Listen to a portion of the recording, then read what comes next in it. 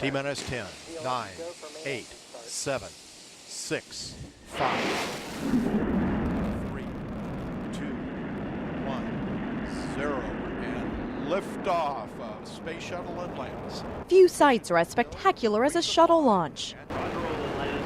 For nearly half a century, NASA has been wowing spectators, and Florida's Blood Centers has been there every step of the way. The people here get really excited when I put out the information that we're going to have a blood drive. Florida's Blood Centers has been a staple at NASA since the 1960s. In fact, while the crew of Apollo 11 prepared to head to the moon in 1969, back on Earth, these folks were giving blood at the Kennedy Space Center. A lot has changed since then. Today we draw blood on buses, not in the auditorium, and improvements in technology allow us to collect double red blood cells via Alex. The one thing that remains consistent is NASA employees' desire to give the gift of life.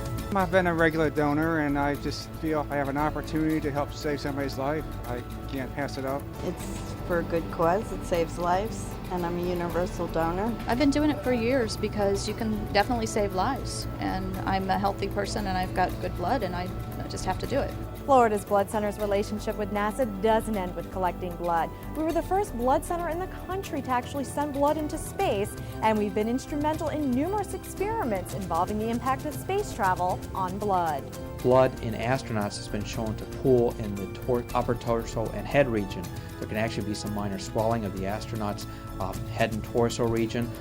When the astronauts land on the ground, that blood pools down to the legs. And there's been some histories of astronauts actually having some episodes where they've passed out. Prior to 1986, NASA had conducted several experiments with red blood cells and knew they carried oxygen effectively in outer space. But scientists wanted to learn more about how the white blood cells and platelets react in space, particularly outside the body. And they didn't know how these white blood cells in a microgravity environment in space were going to react, whether they got disoriented and lost their ability to provide that immune function to the body over a period of time, which may make these astronauts very, very susceptible to infections. The other side, of course, the platelets. They weren't sure exactly. Platelets' job is to ride around in your bloodstream and look for any kind of break or injury where they can patch a hole and prevent bleeding. And they didn't know whether they might become disoriented and lose their ability to perform that function. And we were integrally involved in that research. In the 1980s and 90s, Florida's Blood Centers collected many units of blood from multi-gallon donors to be launched into outer space for research purposes. They wanted very, very fresh blood. They wanted to see how viable, mainly leukocytes, meaning white blood cells, and platelets, thrombocytes, functioned in a microgravity environment. One of those donors is now Florida's Blood Center's Executive Director of Public Relations. I actually have a certificate. I'm an out-of-this-world blood donor, and it shows that it went on the Columbia STS 61C on January 12, 1986. In 1986, Pat Michaels was a local reporter and meteorologist for a local television station in Orlando. He remembers donating the blood that flew on the Space Shuttle Columbia. I remember doing it, and I thought it was quite the idea to have my blood go up into space.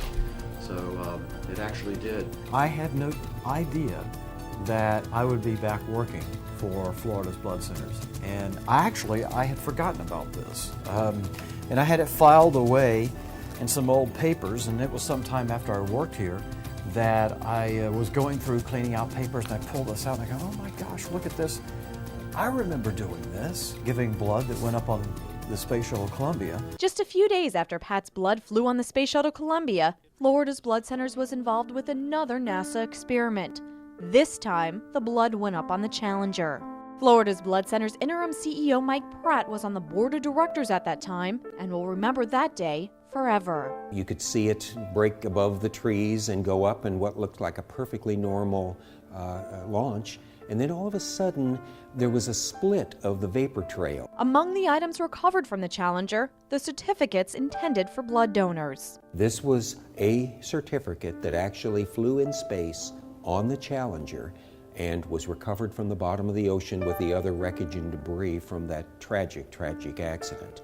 and it was presented to the blood bank. It was intended to be signed and given to a specific blood donor, and it was given to the blood center, and we have had it displayed ever since. It's one of our very, very meaningful pieces of history. As the 1990s came to a close, the number of experiments with NASA started to dwindle, but there's still a lot of unanswered questions when it comes to blood in space travel. Clearly there's exciting opportunities, as we look if possible, going to the moon and beyond. We certainly want to be mindful of both the blood makeup of the astronauts and how long-term space travel would affect them, as well as the opportunities to store blood in space. If there's going to be longer-term transport to the moon or beyond, where individuals are going to be in space for long periods of time, certainly we want to make sure we're clear on how we can store blood. Does it need to be in the frozen state? Could it be in liquid form? And what would be the impacts of long-term storage on that blood in case it would be able to be used for medical need in the event of an emergency? Astronauts are often hailed as heroes, exploring places most people can only dream about. But those giving the gift of life on the ground are also heroes to cancer patients, accident victims, and researchers studying the impact of blood in space. The decades-long relationship between NASA and Florida's blood centers is truly out of this world. I'm Nancy Gay for Florida's Blood Centers, where local heroes are saving lives.